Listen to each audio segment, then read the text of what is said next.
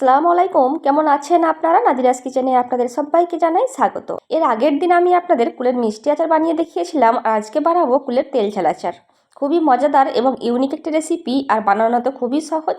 সারা বছর কিভাবে সংরক্ষণ করে রাখতে পারবেন সেই টিপসটাও আপনাদের জানিয়ে দেবো। কথা না বাড়িয়ে চলুন শুরু করি। প্রথমে আমি নিয়ে নিয়েছি 1 কেজি পাকা কুল। কুলগুলোকে সবুজ অবস্থাতেই খুব ভালোভাবে ধুয়ে রোদে শুকিয়ে নিয়েছি, আর 2 দিন রোদে শুকাতে এরকম সুন্দর কালার চলে এসেছে। তারপর আমি এই বোটার অংশগুলোকে ছাড়িয়ে নিয়েছি, তারপর আপনাদের দেখাচ্ছি। আপনারা যদি বাজারের পাকা কুল ব্যবহার করেন, সেই ক্ষেত্রে আগে কুলগুলোকে খুব ভালোভাবে ধুয়ে একটু শুকিয়ে নেবেন, তারপর ব্যবহার করবেন। তারপর কিছু গোটা মশলা নিয়ে নিয়েছি, যেমন 4টা এলাচ, 1 টেবিল চামচ গোটা ধনে, 1 টেবিল চামচ গোটা জিরা, 1 টেবিল চামচ মৌরি, 1 টেবিল চামচ 5 ফোড়ন, 1 টেবিল চামচ কালো সরিষা, 1 টেবিল চামচ হলুদ সরিষা, আর 4টা শুকনো লঙ্কা। এরপর 2টা গোটা রসুনকে একটু থেতো করে নিয়েছি, আর 1 ইঞ্চি আদাকেও একটু থেতো করে নিয়েছি।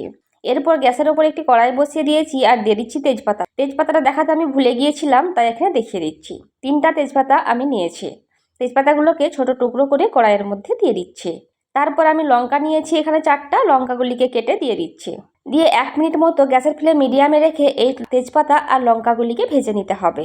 সব কিছুকে যখন একটু ভাজা হয়ে গেছে, তারপরে গোটা মশলাগুলিকে দিয়ে দিচ্ছি। গ্যাসের ফ্লেমটা এই পর্যায়ে একেবারে কম করা আছে।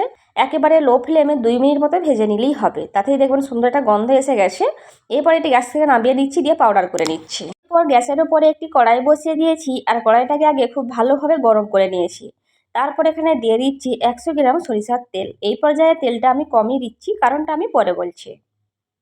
তেল যখন খুব ভালোভাবে গরম হয়ে গেছে, তেলের তাপমাত্রাটা কমানোর জন্য 1/2 চা চামচ লবণ দিয়ে দিচ্ছি। এই অবস্থায় লবণ না দিয়ে যদি কোনো ফোড়ন দেওয়া হয়, ফোড়নটা কিন্তু পুড়ে যাবে, সেই জন্য আগে লবণ দিয়ে হিটটা কমিয়ে নিচ্ছি। তারপর এখানে দিয়ে দিচ্ছি 6টা শুকনো লঙ্কা। শুকনো লঙ্কাগুলিকে একটু ছোটো টুকরো করে দিয়ে দিয়েছি।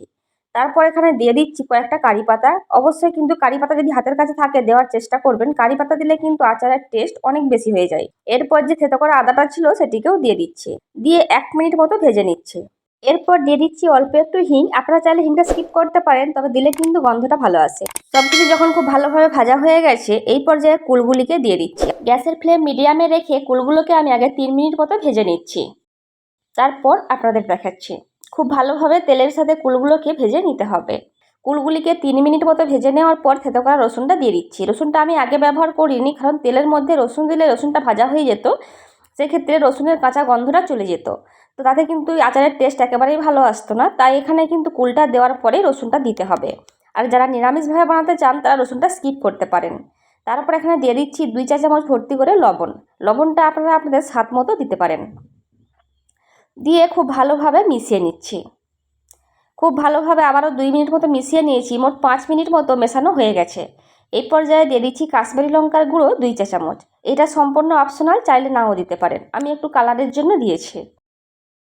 আবারও সব কিছুকে ভালোভাবে মিশিয়ে নেওয়ার পর যে ভাজা মশলাটি তৈরি করে রেখেছিলাম সেটি সবটাই দিয়ে দিচ্ছি। দিয়ে আবারও খুব ভালোভাবে কুলের সাথে ভেজে নিচ্ছি। গ্যাসের ফ্লেমটা কিন্তু এই পর্যায়ে মিডিয়াম টু লো এর মাঝামাঝিতে রয়েছে। মশলাটি দেওয়ার পর খুব ভালোভাবে মিশিয়ে নিচ্ছি কুলের সাথে। দিয়ে খুব ভালোভাবে যখন মেশানো হয়ে গেছে, গ্যাসের ফ্লেমটা অফ করে দিয়েছি।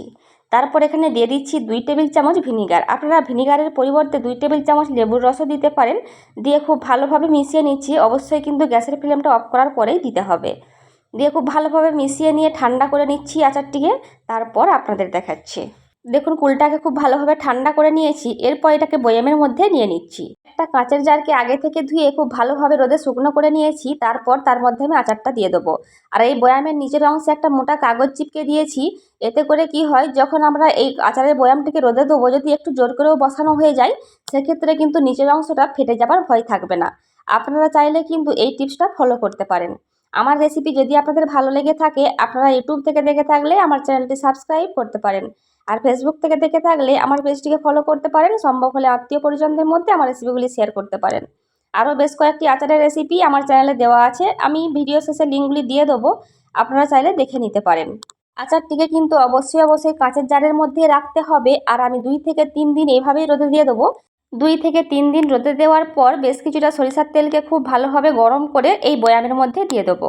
আচারটি তৈরি হওয়ার পর 7 থেকে 10 দিন পর্যন্ত কন্টিনিউ এই আচারটাকে রোদে দিতে হবে। তারপর আপনারা আচারটা খেতে পারবেন। আর সারা বছর সংরক্ষণ করার জন্য সপ্তাহে 1 থেকে 2 দিন অবশ্যই রোদে দিতে হবে। আজকের রেসিপি আপনাদের কেমন লেগেছে আমাকে অবশ্যই কমেন্ট করে জানাবেন। ভালো লাগলে অবশ্যই একটি লাইক দেবেন। বাড়িতে অবশ্যই একবার হলেও বানাবেন এই রেসিপিটা। ভিডিওটা এখানেই শেষ করছি। ভালো থাকবেন সবাই, আমাদের দোয়া করবেন, আমার রেসিপিগুলি দেখবেন। খোদা হাফেজ।